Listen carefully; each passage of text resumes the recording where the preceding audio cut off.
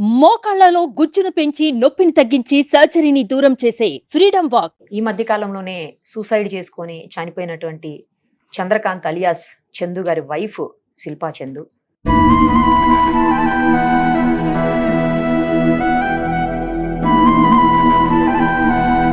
Thank you so much. ఇక్కడ దాకా మీరు ఆమె కోసమే ఇంత దూరం వచ్చారు. Thank you. ఇదిగోండి సుమన్ టీవీ నుంచి చాలా ముఖ్యమైన వ్యక్తి దొరరాజు గారు. ఆ పిల్లలిద్దరికి తప్పకుండా మీరు ఎడ్యుకేషన్ అందించండి సార్. వాళ్ళు ఎంతవరకు చదువుకుంటే అంతవరకు అందించండి. నీకు చాలా thanks Nirupama.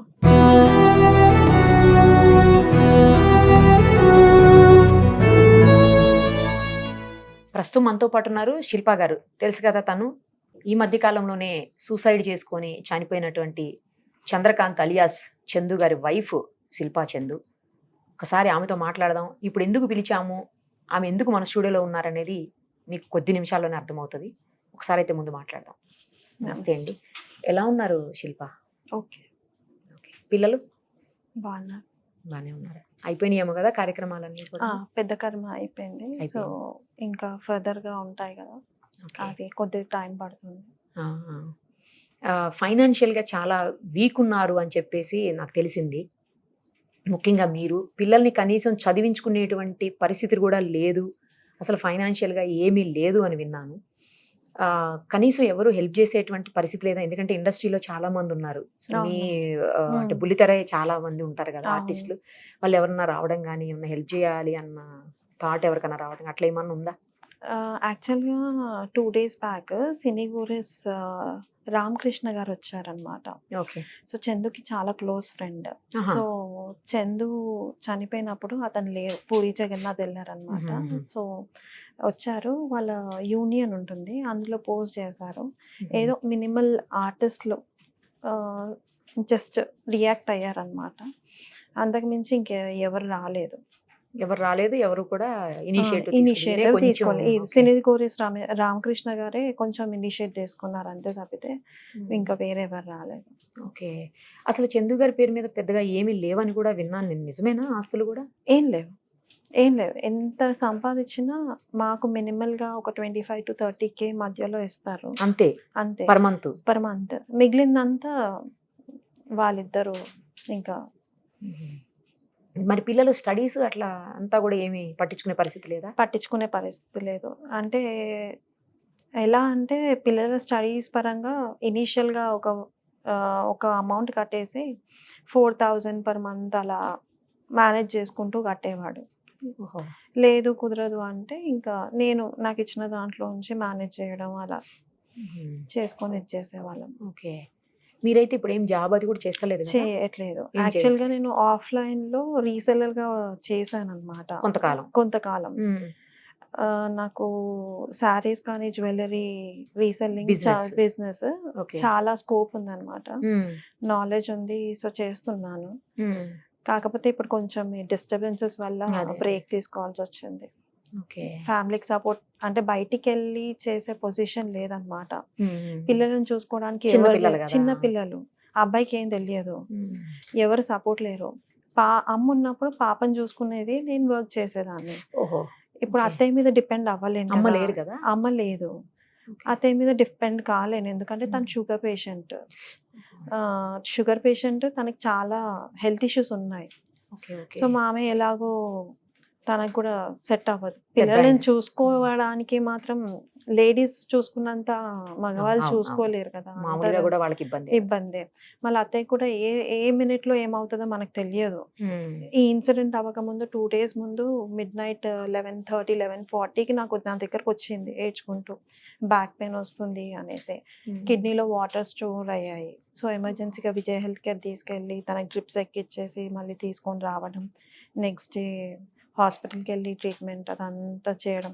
So all of sudden తనకి ఏమవుతుందో కూడా మనం అలాంటి గెస్ట్ చేయలేము. వాళ్ళ మీద డిపెండ్ అయితే నేను అవ్వలేను కదా, పిల్లల్ని తన మీద వదిలిపెట్టేసి వెళ్ళలేను. సో అలా అని నేను బయటికి వెళ్ళి వర్క్ చేసుకోవడానికి అవ్వట్లేదు.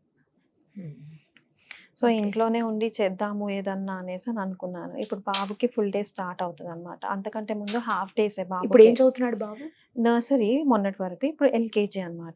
పాప పాప 3rd స్టాండర్డ్, ఇప్పుడు 3rd స్టాండర్డ్కి వెళ్తుంది. సో నర్సరీ ఉన్నప్పుడు హాఫ్ డే స్కూల్స్ కాబట్టి మేనేజ్ చేయడానికి కుదరదు. ఇప్పుడు morning hours day shift flexible 9 to 3:30 or 4:30 ఉంటే ఇంకా కంటిన్యూ చేస్తాను. ఓకే. అయితే మన ఆ ఇంటర్వ్యూ చేశాం కదా ఆ రోజు, అవును, తను ఇన్సిడెంట్ అయిన రోజు మనం చేశాం కదా. అవును. ఆ ఇంటర్వ్యూ తర్వాత నాకు చాలా కాల్స్ వచ్చాయి యాక్చువల్లీ, Okay. మీకు హెల్ప్ చేస్తామని చెప్పి. ఎందుకంటే ఆ ఇంటర్వ్యూస్ లో ఎక్కడ కూడా మీ నెంబర్ ఇవ్వలేదు మేము, అవును.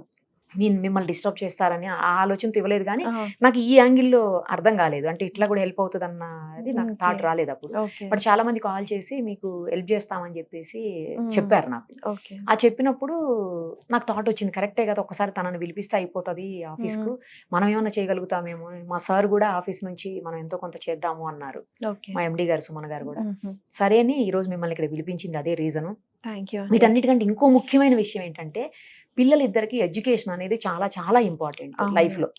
ఎడ్యుకేషన్ ఉంటేనే ఏదైనా ఏదైనా చేయగలుగుతాం, ఏదైనా సాధ్యం అవుతుంది. సాధ్యం అవుతుంది. అవును. సో దానికి ముందుకొచ్చారు ఒక గొప్ప మనసున్నటువంటి వ్యక్తి. ఆయన ఏంటంటే చాలా స్వీట్ షాప్స్ ఉన్నాయి ఆయనకు, ఆలివ్ స్వీట్స్ అని. స్వీట్ షాప్స్ వినే ఉంటారు. విన్నాను. ఆ స్వీట్లు ఎంత తీయగుంటాయో ఆయన హృదయం కూడా అంతే తీయగా ఉంటుంది అనుకోవాలి. ఆయన ఇప్పటికే అనేక వందల మంది స్టూడెంట్స్ ని చదివిస్తున్నారు, చాలా హెల్ప్ చేస్తున్నారు ఆయన. ఓకే, మీ పిల్లల్ని కూడా చదివిస్తానంటూ ముందుకు వచ్చారు ఆయన. ఓకే. సో ఆయన్ని పిలిచాను. తర్వాత మనకి శ్రీరెడ్డి అని చెప్పేసి ఆమె శ్రీకాళహస్తిలో ఉంటారు యాక్చువల్గా. Okay. అక్కడ ఒక సర్పంచ్ అనమాట విలేజ్ లో.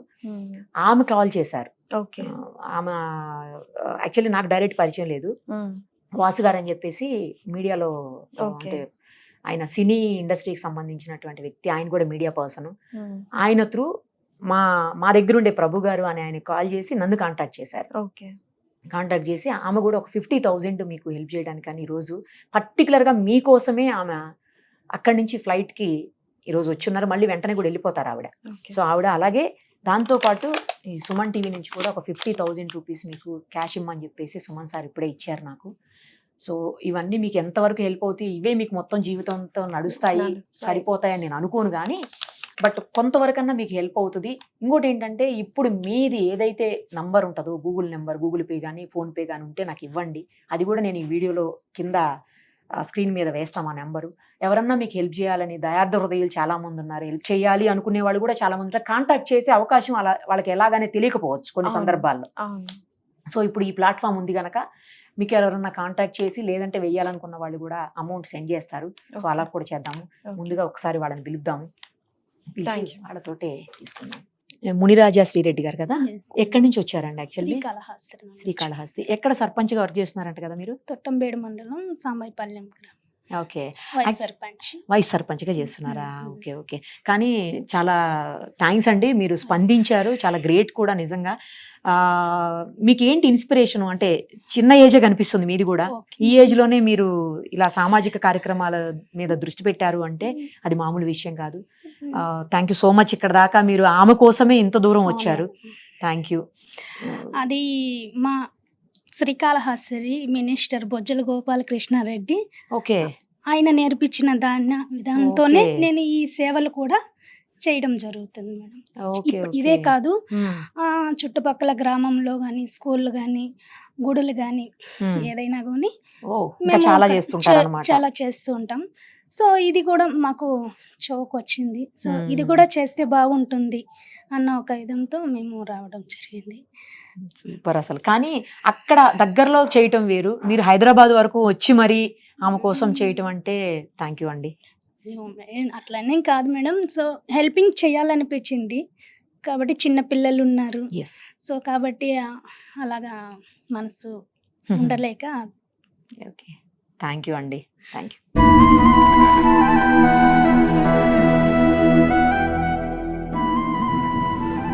నెంబర్ ఇస్తాను, కాల్ చేయండి.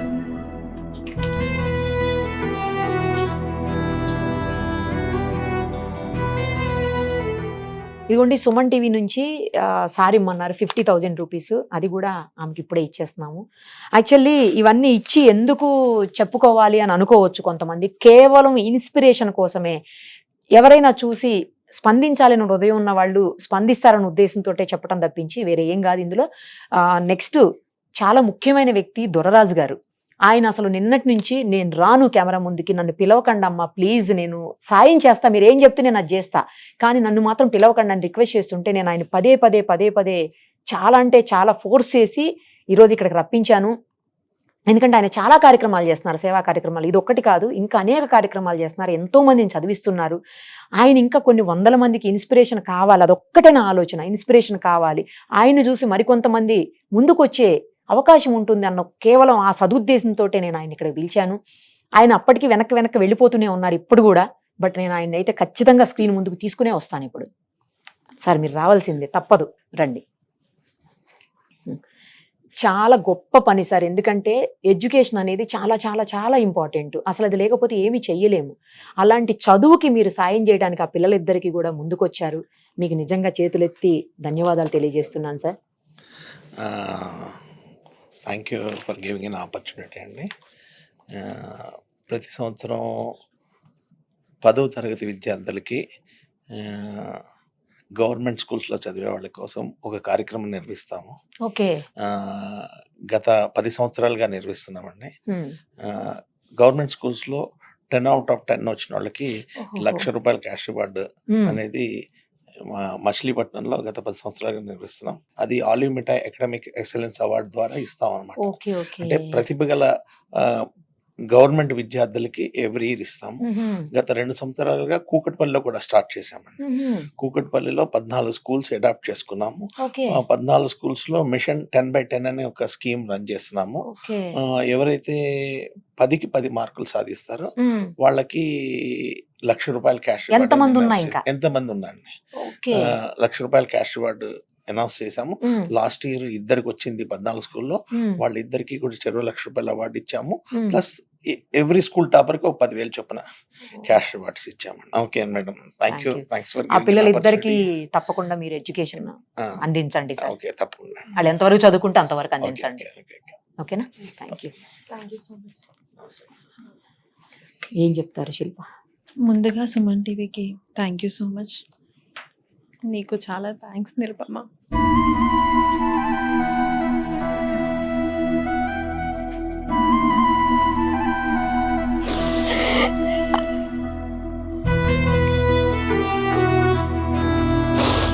శిల్ప,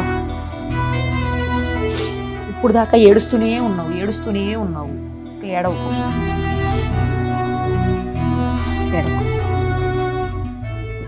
జరిగిందాన్ని ఎవరు కూడా మార్చలేరు కదా.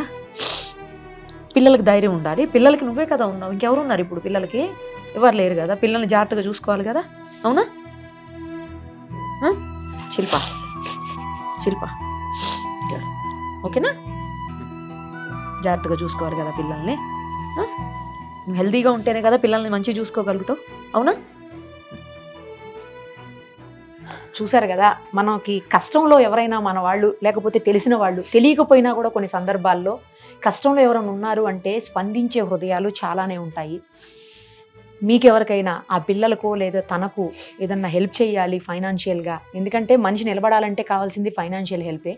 సో ఆ రకమైనటువంటి హెల్ప్ ఏదన్నా చేయగలిగిన వాళ్ళు, అవకాశం ఉన్నవాళ్ళు తప్పకుండా ముందుకు రండి. అక్కడ ఉన్నటువంటి నెంబర్, స్క్రీన్ మీద కనిపిస్తున్న నెంబర్కు గూగుల్ పే, ఫోన్పే, తనతో మాట్లాడేది తన నెంబరే. ఏది చేయగలుగుతారో మీరు అది మీకు అవకాశం ఉన్నంత వరకు చేయండి దయచేసి. Thank you so much.